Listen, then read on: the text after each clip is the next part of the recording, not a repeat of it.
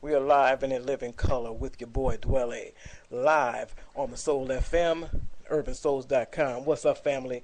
If you guys can hear me, let's do some whoop whoop or something, because I want to make sure you guys can hear what's going on.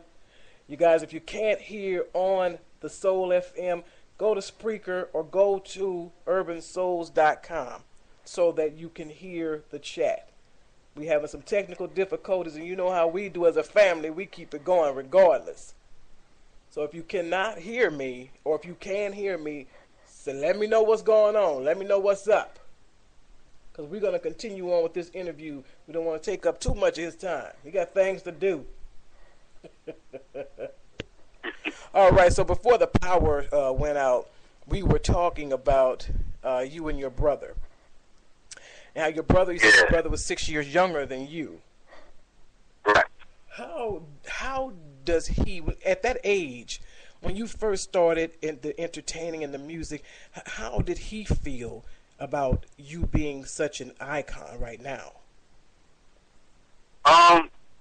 You know what? Everything kind of happened so gradually that I think it wasn't that big of a deal. At least he didn't act like it was that big of a deal. He was like, yeah, that's my brother. He does music. You know what I'm saying? I mean, I've been doing music. You know, that's how my mother and my brother acted about it. They're like, you know, he's been doing this forever. We've been hearing him on speakers forever. So his song is on the radio. That's great. You know, a lot of time my mom calls me and she says, yeah, I heard your song today, and then I had to think about it like, wait a minute, it's on the radio. But you know, she was so used to me just playing her my stuff all the time that it didn't kind of click in at first, you know. But I mean, they took it all cool. They took it all in stride, definitely. Oh my goodness, you know, it's a good thing because they still look at you as, oh yeah, that's just my brother, that's just my child, you know. Yeah, exactly. The funny part about it is, you know, a lot of times we change. As people, we tend to change who we are, and it's a good thing to keep ourselves grounded. What actually keeps you grounded? Man, definitely family, you know, friends. I try not to change too much, you know, about myself. I try to be the same person. But my family and friends definitely keep me grounded. Now, do you have the same friends that you've had forever?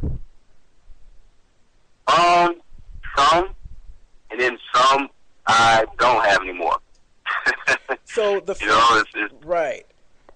Yeah, it's kind of weird. So the friends that you have now who have been with you, who've been your backbone, you know, and they've been with you from when you were a little kid, you know, versus the ones who were with you then, but decided not to be your friends now. How do you handle that? What do you tell people in terms of, you know, how do you handle friendship? Because we as people have an issue with what you can do for me and what you can do with me.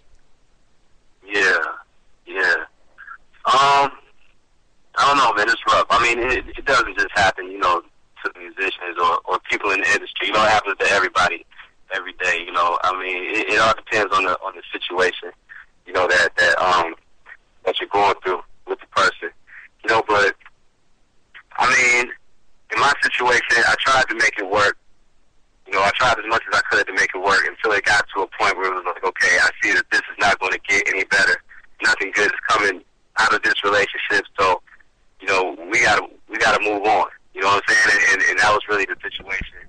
In all of the situations that I had to drop, it was just like the last straw. Like, I came to the conclusion that nothing good was going to come out of it. That's right. That's right. You know, when you are getting into this field, and you are huge in this field. I mean, I see, you know, I do my homework with interviews, and I see that, you know, you're talked about everywhere. I mean, Twitter and all over the place.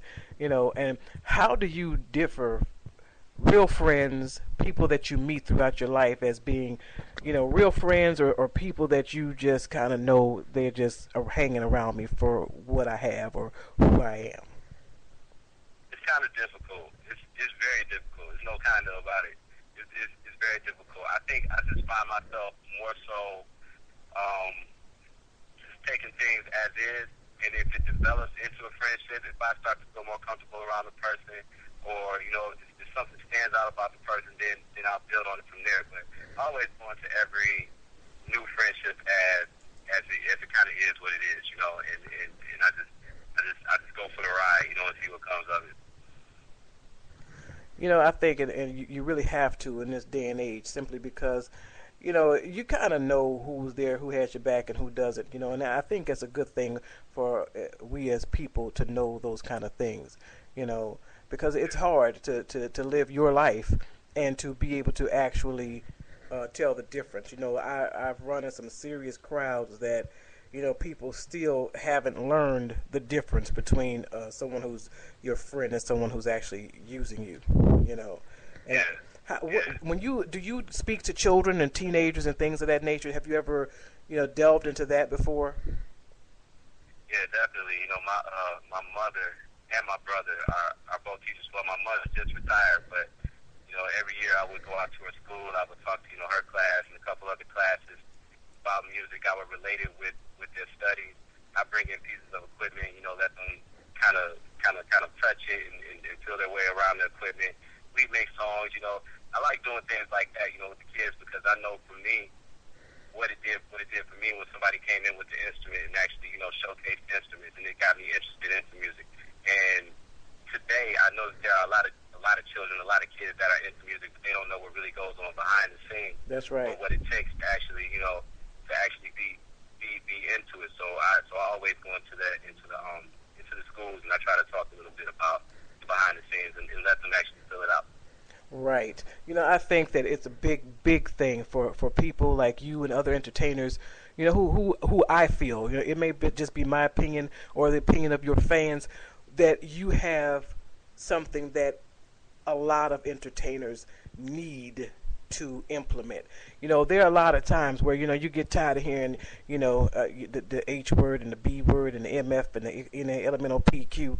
You know, it's draining, because when you see children and you see them, and the first thing that comes out their mouth is elemental PQ and the B's, and then bend it over and shake it like a salt shaker, you know. So you know, you see little children, you know, little bitty children, 5 and 6 years old, you know, implementing this type of behavior, and it makes you wonder what type of person are you going to turn out to be as a 15-year-old or 17-year-old or 25-year-old if this is where your mind is right now at 5 years old. So when you talk to children, you know, and do they ask you, you know, how can I be like you?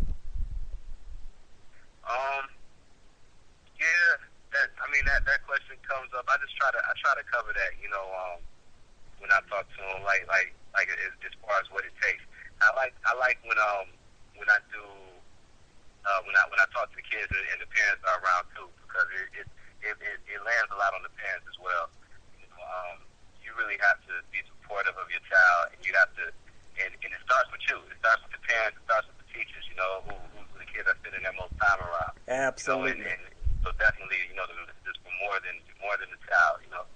Absolutely. So, and I agree with you 100%. I think that we, in terms of grown folks, you know, need to implement more things when it comes to our children and everybody else's children. You know, I know you also grew up in the times where, you know, if you did something wrong in the neighborhood, your mama knew about it before you got home, type deal. You know. Yeah. And I think that that's like right now. You know, if you do something, nobody better not say nothing, because they're liable to get shot.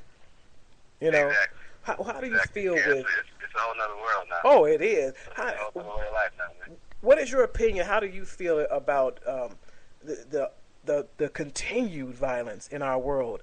You know, do you feel that, I've heard people say, you know, I think it's based on music, and I think it's based on, you know, what the children have to look up to. You know, do you feel that way as well, or do you just feel like it's the sign of the times? You really can't blame music for it. I mean, it's all around. You got to think about it. You know, back in our day, we kind of emulated what we saw, but what we saw was, you know, the neighborhood. What we saw was what our parents were doing, or what was going on in the school. But nowadays, you got to think how you got to realize that kids have a wider reach, you know, as far as what they see because of the internet. You know, movies are taking a turn. You can't can't specifically blame music when you have movies where there's teenagers, fighting and sucking other teenagers' blood. You know what I'm saying? Right. Children watching this, and on top of that, being a kid, I don't want to get too graphic, on your radio station, but being a kid, we were boys. The kid might come in with the Playboy magazine, and it's like, oh, wow, then we go crazy. But today, kids have access to actual websites that they can go to, and they can see everything, So it's a different time, man, and the kids are just, I don't know, man. They just have access to so much that it changes everything. It's kind of scary. It is. It's very scary. You are right. I was looking on YouTube the other day, and I typed in a particular word. I think it was black something. I was looking for something about black power or something of that nature. And then a thing came up and said, you need to be 18 to view this YouTube. And I'm like, what you mean I need to be 18? So I clicked on it, and good Lord, I didn't know YouTube had that type of thing going on. But if you can just click something that says I'm 18 without any other verification, you can just imagine what kids are seeing these days. Yeah. And I think that musically, I remember back, my parents used to talk about Motown and Stax and these type of deals, and where music was, you actually kind of implemented your life around music. That was the feel-good music. Yeah, but these days you just don't know. You just really, really don't know. How did your mother come up with your name? How did she come up with Dwele? Let her tell the story. She said that she was reading through an African name book, and every time she said the name Dwele out loud, I would start kicking. She said I named myself. You named yourself. Now, so it's Swahili, right? Yeah, Swahili Pagada's brother. Okay, so it does. That's a beautiful name, though. It really is. It's a lovely name. I was wondering if that was your birth name until I started reading your bio. I said, "Oh, okay, he just took the A off." Yeah. The full name is Dwele. Yeah. Yes, that's a great name. Now, what are your views on the industry as far as neo soul artists? The industry right now, I think, is open to embrace soul music. Not as open as it was a few years ago, but it's still open. I think there's still an area for it. I think the problem lies in the actual radio stations. I feel like the stations don't really push soul music as much as they push other genres of R&B. I feel like if there was more of a balance